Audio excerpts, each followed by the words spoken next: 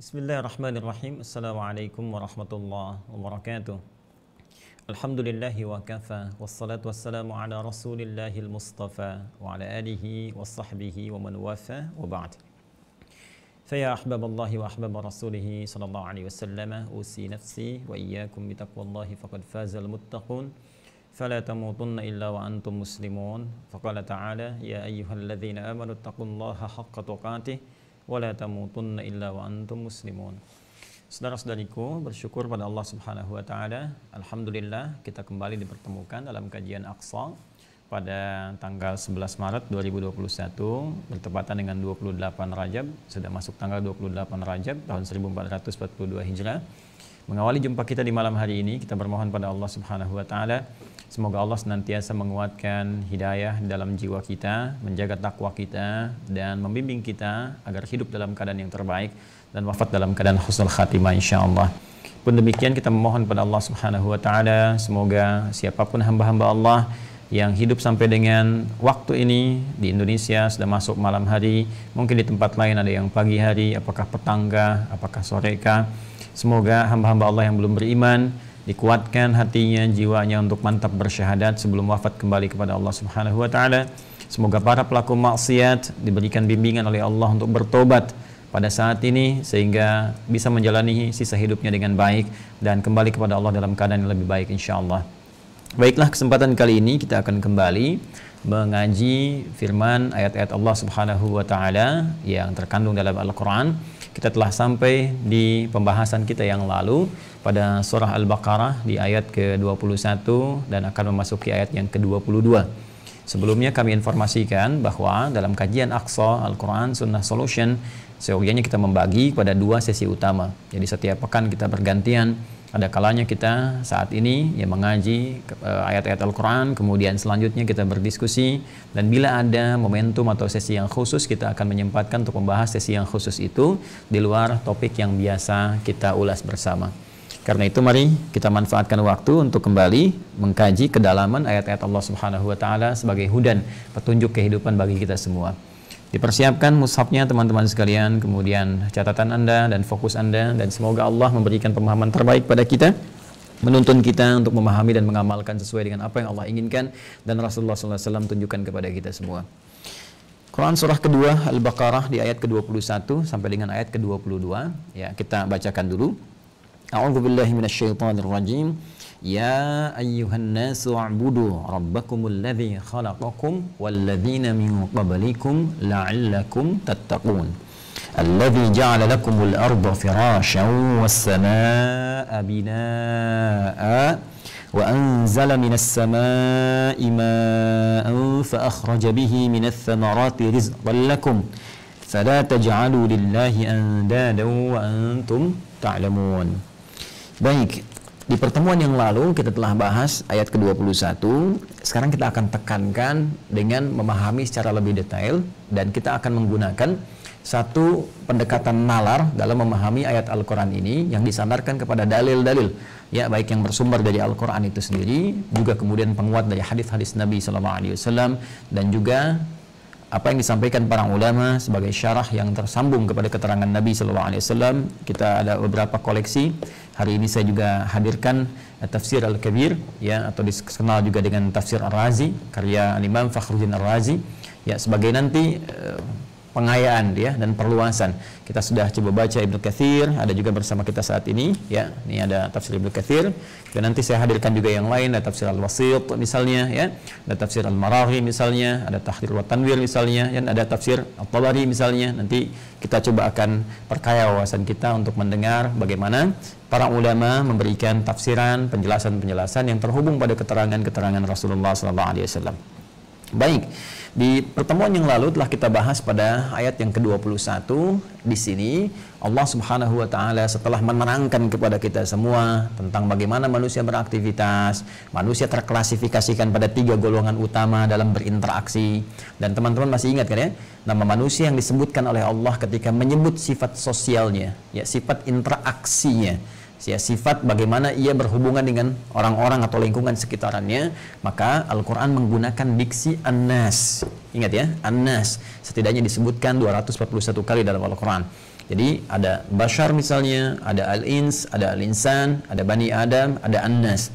Nah, ketika Allah Subhanahu wa taala menginginkan diksi yang disebutkan itu terhubung atau menunjukkan satu makna sosial, interaksi manusia secara komunal, maka disebutkan diksinya apa?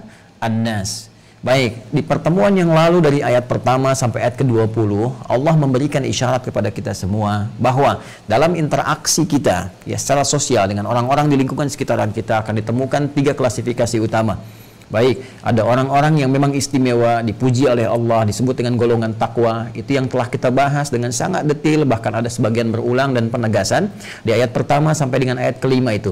Yaitu golongan orang-orang bertakwa yang taat kepada Allah, meningkatkan ibadahnya, menjaga sholatnya, gitu kan. Kemudian juga dia berinfak, ya, beribadah dengan harta bendanya, yakin dengan akhirat, berinteraksi dengan Al-Quran, dan dijamin oleh Allah Subhanahu wa taala akan diberikan selalu pedoman dan petunjuk dalam setiap aktivitasnya, sehingga cenderung hasilnya sukses dan bahagia. Kemudian sisi lain kita akan temukan juga saat berinteraksi ada orang-orang yang jauh hubungannya dari Allah Subhanahu wa taala, seakan-akan dia tidak kenal Allah, terputus hubungan, ya. Kemudian di situ bahkan ada orang yang ingkar, ya, diingatkan sulit, bahkan kemudian mengajak untuk berdebat, menentang dan sebagainya, ya. Anda akan temukan dimanapun kita beraktivitas ketika Al-Quran mengatakan demikian, itu akan didapati, ya. Dan sekarang kan eranya Masya Allah, itu sudah banyak berkembang. Sekarang ada media sosial, sekalipun kita hadirnya di Indonesia, bahkan di Indonesia pun di tempat yang khusus. Saya sekarang di Bekasi, Anda mungkin ada di Amerika saat ini, melihat tayangan ini, ada yang di New Zealand misalnya, ada yang di Malaysia yang terdekat dengan Indonesia misalnya, atau di Indonesia pun menyebar dari Sabang sampai dengan Merauke. Kita bisa menyaksikan satu kejadian di dalam detik yang bersamaan di setiap tempat. Sehingga dalam kondisi ini pun kita bisa melihat. Bahkan Anda seringkali misalnya mengamati, ada komentar begini, ada yang like, ada yang dislike, ada yang macam-macam, berikan pandangan. Itu gambaran dari interaksi sosial yang dirangkum kemudian, ya, dalam persepsi atau pandangan, ya, kita semua yang mengacu pada keterangan Al-Quran. Ya, pandangan kita melihat bahwa dalam Al-Quran kita dijelaskan oleh Allah Subhanahu wa taala akan ada orang begini, akan ada orang begini. Nah, yang ketiga adalah orang-orang yang mengatakan dirinya beriman, menuliskan dirinya muslim, tapi perilakunya jauh dari nilai-nilai keislaman. Bahkan tidak sedikit statementnya bertentangan dengan nilai-nilai keislaman itu sendiri, bahkan menyoal Islam dan orang Islamnya. Jadi kalau Allah sudah katakan demikian, pasti akan terjadi. Ya, dan ini yang disebut dengan kalangan munafiqun. Pertama muttaqun, kedua kafirun atau kafaru dengan perilakunya, dan yang ketiga adalah munafiqun. Nah, dari 3 golongan ini Allah dengan sifat sayangnya memberikan kesempatan selalu terbuka, yang mengatakan semuanya tetap punya hak untuk menjadi orang-orang yang taat. Jadi orang yang takwa tadi, dengan terus dia mendekat kepada Allah, ada kesempatan meningkat ketakwaannya, semakin taat lagi. Orang-orang yang ingkar tadi terbuka kembali menjadi muslim dan kembali kepada fitrahnya. Orang-orang munafik kemudian dia bertobat dan imannya dibenarkan kembali. Maka cara meningkatkan itu semua, Allah mengajak dengan satu huruf yang sama, mengkhitab, ya, mengajak kepada keseluruhannya dengan satu huruf yang sama, yaitu ya. Ya ayyuhan nas. Tuh. Ingat ya, nas adalah nama yang ditunjukkan pada manusia dalam konteks interaksi sosialnya. Nah, dalam konteks interaksi sosial tadi kita menemukan berbagai hal yang telah kita sebutkan barusan, ya, dengan berbagai keragaman yang kita temukan. Maka seakan Allah ingin mengatakan, hei semua manusia yang berinteraksi dalam kehidupan, di antara kalian ada yang taat, di antara kalian ada yang ingkar, di antara kalian ada yang munafik, di antara kalian ada yang sibuk dalam pekerjaan, di antara kalian ada yang lupa bahwa kalian akan wafat, dan seterusnya. Ya, di balik semua kegiatan itu, kata Allah, saya seru kalian. Ya, dengan panggilan nidaul qarib, mutawassit dan ba'id. Ya, menyeru yang dekat dengan Allah, yaitu yang taat tadi, ya, mutawassit dan ba'id, baik yang menengah ataupun yang jauh. Ya ayuhan nas, hei semua manusia tanpa kecuali. Saya tegaskan, saya ingatkan. Ini kalimat ingat ini dari haknya, hak tanbih. Jadi ayyuha disebutkan sebanyak 150 kali dalam Al-Quran. Ayyunya munada, punya fungsi taukid. Haknya itu fungsinya tanbih, pengingat. Ini kalau kita terjemahkan, ya ayyuha, hei semua manusia tanpa kecuali yang tengah beraktivitas, berinteraksi secara sosial, aku tegaskan pada kalian, aku ingatkan. Ya u'budu rabbakum. Ya, u'budu, kembalilah kepada Rabbmu, sembahlah Tuhanmu, sembahlah Rabbmu, ya kan? Jadi Allah ingin memberikan satu sapaan, ya, sekaligus khitab, mengajak kepada kita semua, menyadarkan kita semua hamba-hamba Allah dengan 3 golongan itu.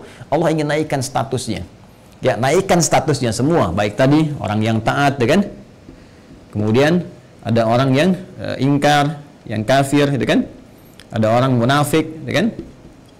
Nah, ini 3 golongan ini Allah Subhanahu wa taala memanggil dengan satu huruf yang sama, yaitu ya, gitu kan? Ya ayyuhan nas. Hai semua manusia tanpa kecuali yang tengah berinteraksi dalam kehidupan, yang kalian hidup bahkan bersuku-suku, berkomunitasnya beda-beda, itu yang ada di Quran surah 49 Al-Hujurat ayat ke-13 menggunakan kata ini juga, kalimat ini, ya ayyuhan nas, hai semua manusia, inna khalaqnakum min dzakarin wa untha wa ja'alnakum syu'uban wa qabaila lita'arafu. Hai semua manusia, aku ciptakan kalian, di antara manusia itu ada laki-laki, ada perempuan, kemudian kalian menyebar luas, berkomunitas, beda-beda tempatnya, ya, beda RT, beda RW, beda kabupaten, bahkan sampai ke beda negara, beda benua, gitu kan? Bahkan beda-beda suku, ya, supaya kalian saling mengenal, berinteraksi. Dalam interaksi kalian itu dan mendapati, ya, ini realitas yang terjadi. Baik ada orang taat, orang ingkar, ataupun ada orang munafik, kata Allah, semua aku berikan kesempatan yang sama untuk mendekat kepada Allah sehingga meningkat statusnya menjadi semakin istimewa. Jadi yang taat dengan diberikannya oleh Allah perintah ini akan semakin bertambah ketaatannya, semakin dekat dengan Allah, dan nanti feedbacknya itu akan dirasakan. Jadi begitu meningkat dengan Allah kedekatannya, meningkat takwanya, maka nanti ada hasil yang didapatkan. Ya, saya beri contoh cepat misalnya, ya. Ini kan orang taat di dalam Al-Baqarah ini, di ayat yang kedua disebut dengan golongan muttaqin, orang takwa, gitu kan? Dzalikal kitabu la raiba fihi hudal lil muttaqin, kan? Nah, ketika orang ini, orang-orang takwa ini berusaha meningkatkan ketaatannya kepada Allah, ya, tingkatkan takwanya lagi, maka apa yang didapatkan oleh orang-orang ini? Selain meningkat derajatnya si Allah Subhanahu wa taala, maka nanti ada jaminan-jaminan yang diberikan. Di antaranya misal di Quran surah ke-65 At-Talaq, ya, di akhir ayat yang kedua. Di akhir ayat kedua, di awal ayat yang ketiga, ya kan? Allah menyampaikan tegas sekali kalimatnya. Ya, wa may yattaqillaha yaj'al lahu makhraja wa yarzuqhu min haitsu la yahtasib. Siapa yang mencoba meningkatkan takwanya kepada Allah, menjadi semakin taat, kata Allah apa?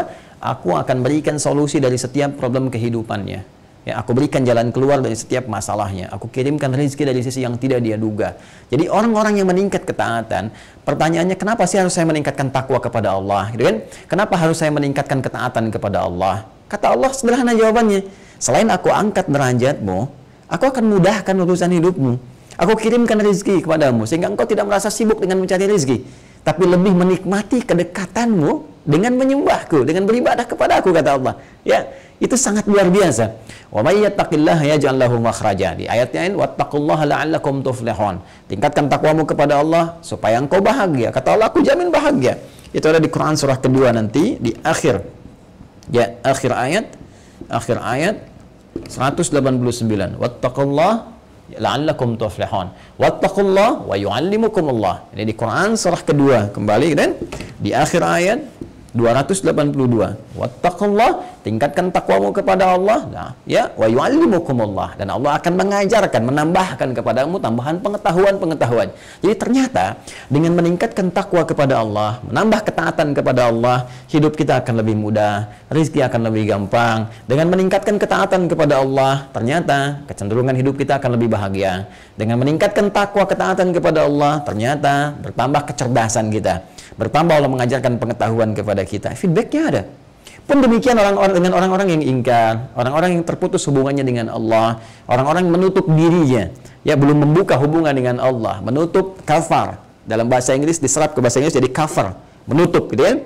Sehingga harus dibuka. Ya, ketika Anda mau membuka itu untuk mendapatkan hidayah Allah. Jadi bukan nggak ada yang nggak dapat hidayah. Allah memberikan hidayah itu, cuma maukah Anda mengambilnya untuk melembutkan hati Anda, mengambil hidayah itu. Persis seperti sinyal handphone, kan? Ya, begitu sinyalnya kecil kan Anda ke jalan tuh, kemana cari ruangan, cari tempat supaya sinyalnya ada lagi.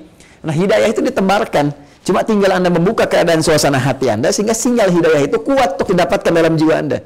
Ya, karena itu di Quran surah ke-29 di ayat yang terakhir, ya, Allah menyampaikan, walladzina jahadu fina lanahdiyannahum subulana. Orang-orang yang bersungguh-sungguh, ya, berikhtiar mencoba untuk mendapatkan hidayah kami, artinya kita mendapatkan, berusaha kita dapatkan karena Allah sudah sebarkan, maka kami akan tunjukkan jalan-jalan termudah untuk meraihnya, untuk menuju kami, kata Allah. Ya, jadi ini poinnya teman-teman sekalian. Orang-orang yang ingkar pun Allah ajak, Ayo, ada jalan untuk kembali kepada Allah Subhanahu wa taala supaya engkau mendapatkan hal yang sama seperti golongan yang pertama. Ya, orang munafik juga demikian, diajak kembali oleh Allah. Ayo, balik lagi supaya imanmu benar, supaya hilang semua persoalan-persoalan hidupmu, supaya hilang ancaman-ancaman akhirat yang diancamkan kepadamu saat ini. Jadi, kurang rahman apalagi Allah kepada hambanya. Kurang sayang apalagi Allah kepada hambanya. Sepanjang nyawa masih berada dalam jasad kita, belum sampai di kerongkongan, semua punya kesempatan untuk menaikkan derajatnya. Karena itu saya sering katakan bahwa kesolehan itu hak bagi setiap hamba. Menjadi soleh itu hak setiap hamba. Tinggal kewajiban hamba berikhtiar untuk mendapatkannya. Karena hak selalu bersanding dengan kewajiban. Jadi mustahil seseorang mendapatkan haknya tanpa memenuhi kewajibannya. Bukankah Anda di pekerjaan tidak mungkin mendapat gaji hak Anda kalau Anda tidak bekerja? Pun demikian, kesolehan tidak akan diraih walaupun itu hak kita kalau kita tidak memenuhi kewajiban kita untuk berikhtiar mendapatinya. Itu. Ya. Nah, kembali ke sini teman-teman sekalian. Ketika Anda berkata dan bertanya, "Ya Allah, saya mau dong. Ya Allah, saya ingin kembali," kan? Maka apa yang Allah sampaikan? Bagaimana caranya ya Allah? Maka Allah katakan, "Ya ayuhan nas, u'budu." U'budu. Kan? Rabbakum. Ya, u'budu rabbakum. Ya. Karena ini wasal kita baca ya ayuhan nas, u'budu. Ya, karena ini hamzahnya hamzah wasal. Hamzah wasal itu kalau bersambung enggak usah dibaca, ya. Karena itu disebut wasal. Wasal itu nyambung langsung. Yang ini hamzahnya ya dalam bentuk alif ini enggak perlu dibaca lagi. Tapi kalau kita berhenti ya ayuhan nas, berhenti di sini, maka di sininya menggunakan dhammah harakatnya. Oh, bodoh ya. Gampang. Kalau ada yang seperti ini misalnya, nggak ada harakat ya. Misalnya begini. Nah, Anda tinggal lihat saja huruf ketiganya. 1 2 3. Ini harakatnya apa? Ya, kalau harakatnya di sini dhammah, maka ini baca dhammah. Jelas ya? Nah, jadi kalau Anda temukan harakatnya ini dhammah, ini baca apa? Dhammah. Seperti ini misalnya. Ya. Nah, ini seperti ini. Ini dhammah. Ini pasti dhammah. Ya, ushkuru, gitu kan? Nah, kembali ke sini. Ya ayyuhan nas u'budu. Hai semua manusia, aku mengajak engkau semua kembali, gitu kan? Nah, kalian semua meningkat derajatnya, mendekat kepada Allah Subhanahu wa taala. Bagaimana caranya ya Allah? U'budu. Tingkatkan ibadah. Sembah Rabbu. Ya, nah ini menarik sekali. Di pertemuan lalu, 2 pekan ke belakang, saya sudah detail menyampaikan kenapa kita mesti menyembah Allah Subhanahu wa taala. Apa yang disebut dengan sifat ibadah dan seterusnya. Nah, di sini saya akan detilkan bagaimana Allah memberikan jawaban kepada kita dengan menghitab nalara kita, akal kita, ya untuk memahami itu semua, dan ini menunjukkan kebenaran risalah Islam yang sangat luar biasa. Saya ingin katakan begini, kalau Anda ya coba membaca Al-Quran dengan teliti, kemudian hadis-hadis Nabi dan tuntunan dalam syariat Islam, ya kan? Kemudian Anda coba bandingkan, ya, misal dengan bacaan-bacaan atau kitab-kitab lain yang diyakini misalnya di kepercayaan-kepercayaan atau keyakinan-keyakinan yang lain. Hakul yakin saya akan katakan bahwa hanya dalam Al-Quran, hanya dalam hadis-hadis Nabi SAW, hanya dalam Islam yang ajarannya bahkan meminta kepada pemeluknya, ya meminta kepada penganutnya untuk menambah keyakinannya supaya dia mempelajari dengan nalarnya ya tentang kebenaran agama itu. Jadi Islam tidak sekedar mengajarkan dogma, nih lakukan ini, tinggalkan ini, kerjakan ini, tidak, tapi mengajak kita untuk berpikir kenapa Anda harus mengerjakan itu. Ya, bahkan secara tidak langsung mengatakan kepada kita, kenapa Anda memilih Islam? Apa alasannya Anda memilih Islam? Padahal tidak ada paksaan untuk memeluk Islam. Hanya di Al-Quran ada kalimat la ikraha fid din. Ya, la ikraha fid din. Buka Quran surah kedua Al-Baqarah ayat 256. Tegas Allah mengatakan, ya la ikraha fid din, tidak ada paksaan dalam agama itu. Ya, tidak ada paksaan. Baik, ad-din di sini bisa jadi orang yang akan memeluk Islam karena yang disebut ad-din itu al-Islam. Quran surah ketiga Ali Imran ayat 19, innad-dina 'indallahil Islam. Makanya syarat masuk Islam nggak boleh ada paksaan. Ya, nggak boleh dipaksa dari orang sekitaran, nggak boleh dipaksa karena kondisi tertentu. Dia harus ikhlas tulus menemukan kebenaran. Ya, karena itu ketika dia yakin, dipersilahkan. Dan hanya ada dalam Al-Quran yang mengatakan lakum dinukum waliyadin, tingkat toleransi tertinggi. Karena itu saya sering katakan, jangan pernah ajari orang Islam tentang toleransi. Orang Islam itu udah khatam. Karena satu-satunya ayat yang didapatkan dalam semua kitab suci hanya dalam Al-Quran. Kalimat lakum dinukum waliyadin, hormati orang lain dengan keyakinan mereka. Kita punya keyakinan, kuatkan keyakinan kita. Kalau ditanya oleh mereka, dakwahi mereka dengan cara yang lembut, dan itu pun diatur lagi. Ya, dan dahsyatnya di sini, ketika pun kita kemudian memeluk Islam, maka Allah tidak menginginkan kita sekedar mengatakan saya Muslim, tapi Allah memberikan gambaran kepada kita untuk meyakinkan pada diri kita kenapa Anda harus memilih Islam. Jelas. Disinilah digambarkan. Sekarang Allah ingin berikan gambaran kepada kita tentang aspek yang pertama dalam hal keagamaan. Ya, saya sedikit sekali teman-teman masuk ke dalam bab akidah, bab tentang bagaimana menguatkan keyakinan. Ya. Jadi akidah itu dari kata aqada, satu ikatan yang sangat kuat asalnya, yang sulit untuk dilepaskan. Sifatnya disebut dengan akidah. Ya, akidah kenapa disebut dengan akidah? Untuk memberikan gambaran kepada kita bahwa kalau sudah kita beriman kepada Allah, maka ikat iman itu dalam hati kita, jangan dilepaskan sampai kita kembali kepada Allah Subhanahu wa taala. Ini yang dimaksud di Quran surah ketiga Ali Imran ayat 102. Dan ini seringkali diingatkan oleh Rasulullah SAW dalam kesempatan khutbah beliau, ya, kemudian diwariskan kepada para ulama dan khatib-khatib sampai saat ini. Mereka membuka khutbahnya dengan mengutip Quran surah ketiga ayat ke-102. Ya ayyuhalladzina amanu taqullaha haqqa tuqatih wa la tamutunna illa wa antum muslimun. Hai semua orang telah menyatakan dirinya beriman kepada Allah Subhanahu wa taala. Ikat iman itu dengan meningkatkan takwamu kepada Allah dengan sungguh-sungguh, dengan serius. Dan jaga itu jangan sampai engkau wafat kecuali dalam keadaan muslim yang tunduk patuh kepada Allah. Tertanam keimanan dalam jiwamu, terikat kuat, tidak lepas sampai dengan wafat. Karena itu disebut dengan apa? Akidah.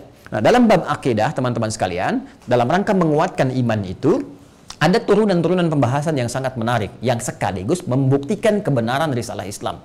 Ya, jadi kalau Anda ingin mengecek kebenaran satu agama, Al-Quran memberikan satu gambaran yang sangat menarik. Ya, diantaranya apa? Cek pertama, konsep ketuhanannya. Ya, ketuhanan.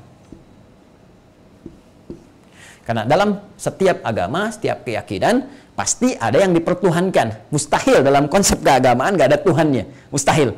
Ya, nah sekarang untuk mengecek kebenaran Tuhan itu seperti apa?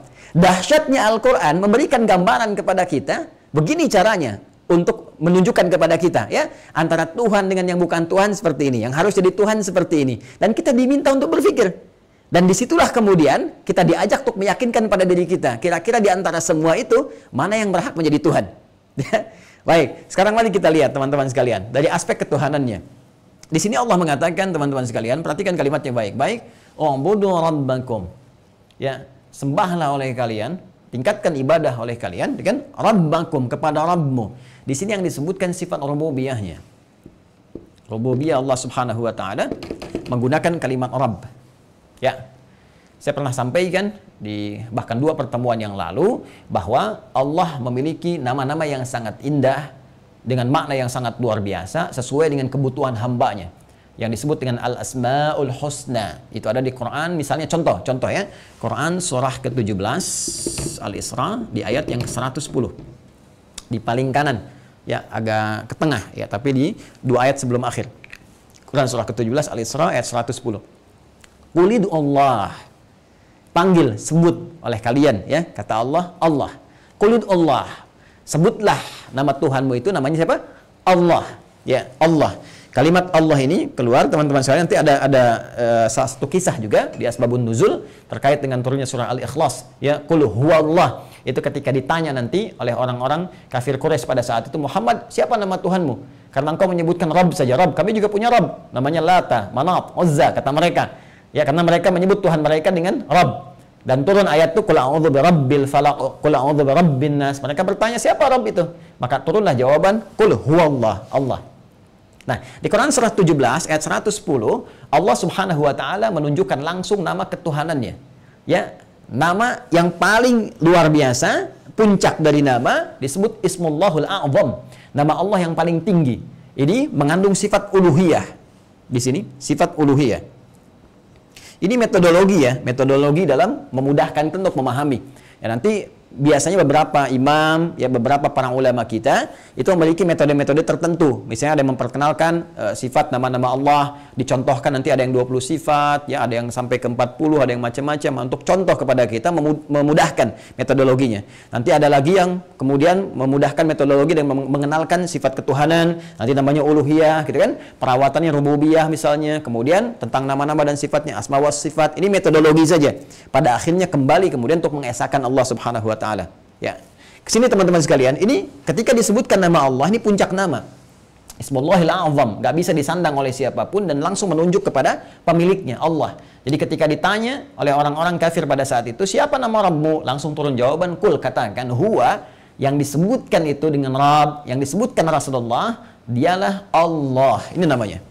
Ya, karena itu di Quran surah ke-17 ayat 110 dibuka dengan kalimat, kalau engkau ingin memanggil Tuhanmu, sebut kulid Allah, Allah.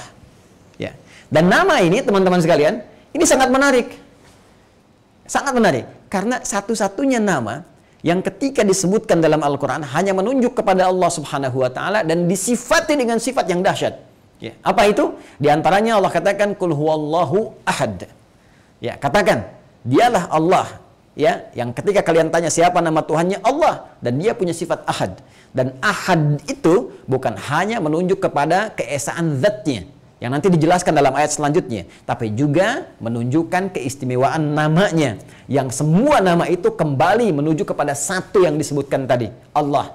Jadi kalau saya sering katakan begini, kalau teman-teman ini hapuskan ya setiap hurufnya itu tetap kembali kepada nama yang sama. Ya, satu saya hilangkan misalnya hamzah wasalnya, lillah. Lillahi ma fis samawati wa ma fil ard. Kembali kepada nama yang sama. Saya hapuskan satu lamnya misalnya, maka hilang tasdidnya. Lahu mulkus samawati wal ard. Ya, kembali kepada Allah lagi. Saya hapuskan lamnya. Hu ini singkatan dari huwa. Huwa, dari mana taunya singkatan? Karena kalau kita wakaf dalam kalimat huwa, kita nggak baca huwa, bacanya hu. Ya, Quran surah kedua Al-Baqarah ayat 255. Allahu la ilaha illa hu. Ya, huwal hayyul qayyum. Kalau kita baca wakaf di situ hu. Ya, hu. Siapa huwa di situ? Allah.